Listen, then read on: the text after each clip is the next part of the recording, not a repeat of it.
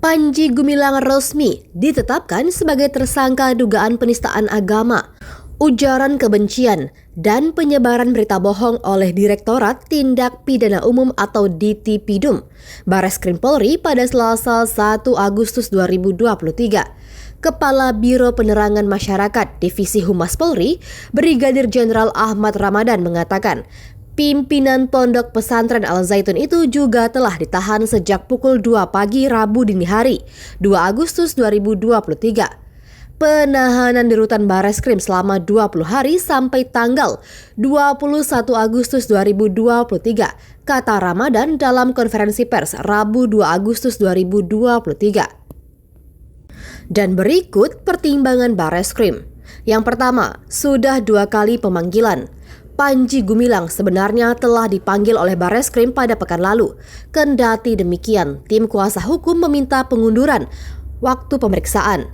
Ketika itu, kuasa hukum beralasan bahwa Panji Gumilang masih sakit.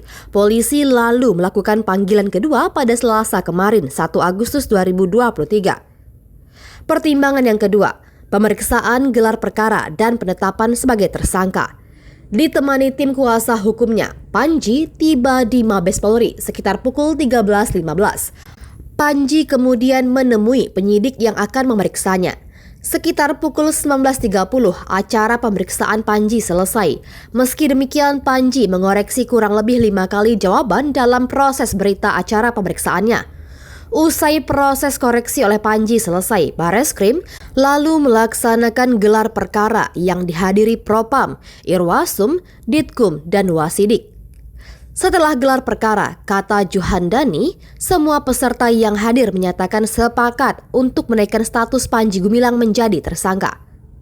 Pertimbangan yang ketiga, yakni Bareskrim menghadirkan 40 saksi, 17 ahli, dan 3 alat bukti.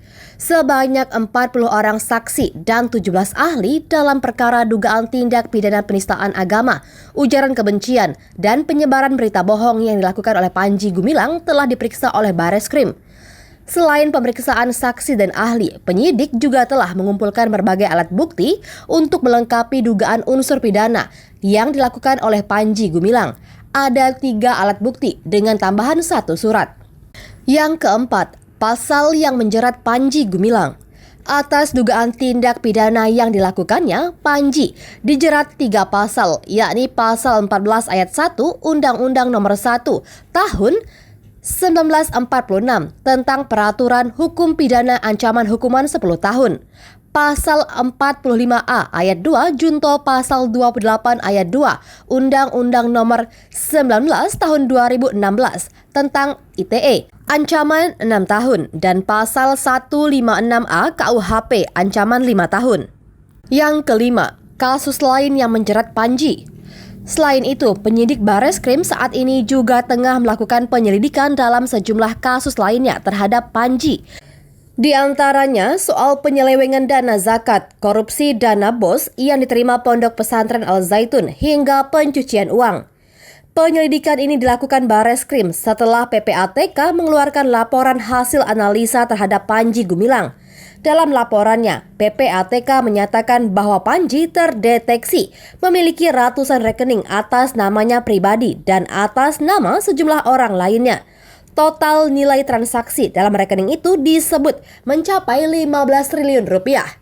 Transaksi tersebut dilakukan Panji sejak 2007 hingga 2023.